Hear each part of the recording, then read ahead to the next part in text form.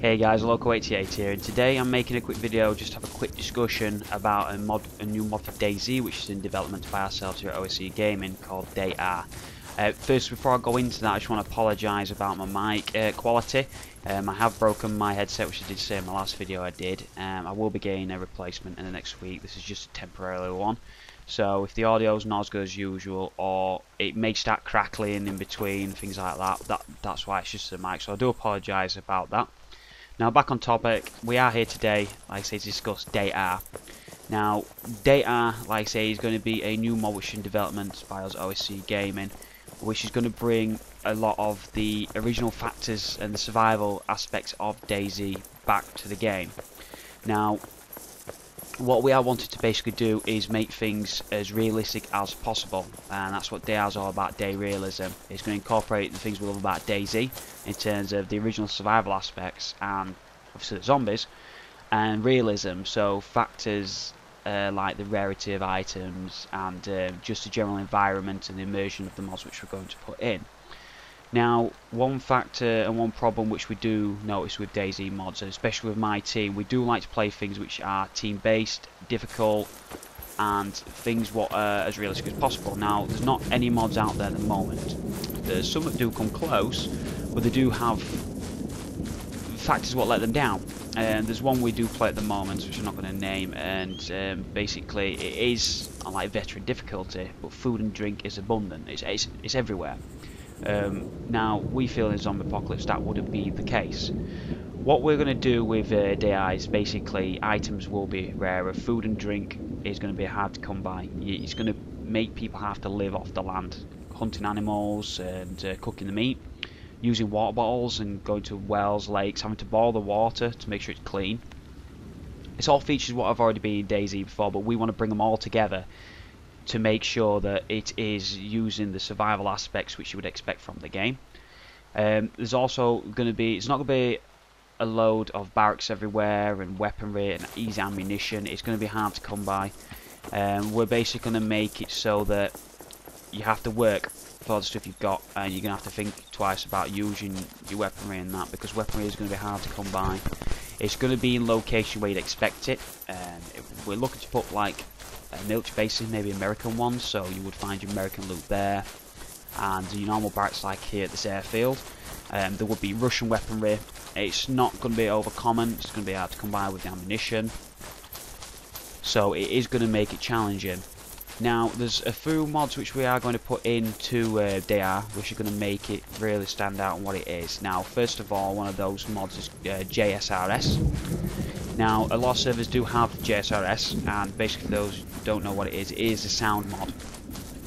Now, I will put some information up in the future in terms of this to show more detail, but as you can tell with the sound I'm running at the moment, I'm getting that. As you can tell at the moment, there's basically the running sounds different. Also with the shooting, there's more of an echo with actual gunshots, especially if there's someone on the other side, for example the airfield. If they were shooting in this direction from there, the echo and like the bullets coming past, etc., it sounds amazing. The other thing which we're going to have in as well is a blast core visuals.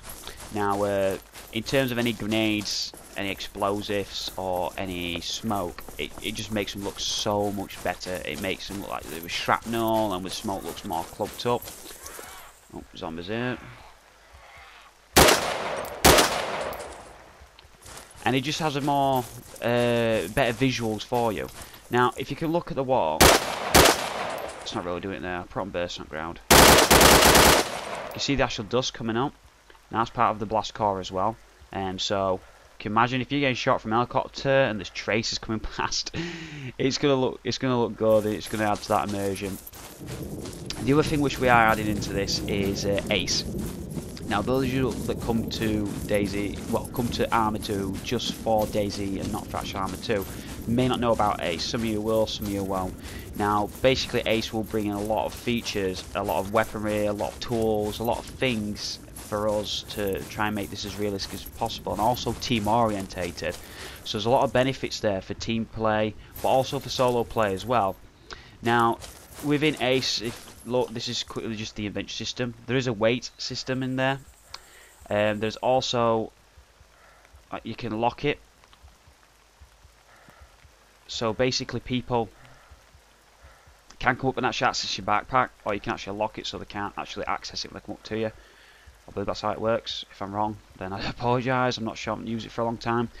But the inventory system's completely different. It does use, like I said, the weight system. Stamina is in at the moment. It is currently in testing, so you can't be running around with heavy machine guns and a couple of weapons in your backpack, etc., because you will get tired and you will pass out. So you're going to have to take that into consideration. It is going to be tweaked though. It is in test at the moment, so we will be doing things with that to try and make that realistic. So I do want that in the game, but it needs to be playable and it needs to be fun actually being there. There's a lot of things in what you can use. There's a lot of attachments, etc. So for example, with ace keys you can open a window. Kestrel, that's for windage. So sniping, for example, you're going to have to take wind consideration. If you look at this, see the arrow, top left, that's the wind direction, for example. Compass is different as well, it's also highlighting the bearings. There's with the actual interactions here, you can repack your magazines, use different kinds of equipment. Now, I thought I haven't now. You can get things like gas masks and earplugs, and you can attach those. So, if, for example, anyone uses gas against you, which you can get in the game from your launch or grenades, it does disorientate you. It does cause you problems to cough and blur your visual. If you use a gas mask, no problem. Same if you use, for example, LMGs, M249s. Fire those off. It's going to start making your ears ring, and you're going to go deaf. So you can have earplugs. Put earplugs in. There's numerous other features, numerous other weaponry. For the team play, for breaching and clearing buildings. Now, for solo players, there's also things like bouncing betties, little trip mines, IEDs, where you can put tripwires on them, so you can use little traps. So there is things for anybody really, solo players, group players. There's going to be something out there for everyone.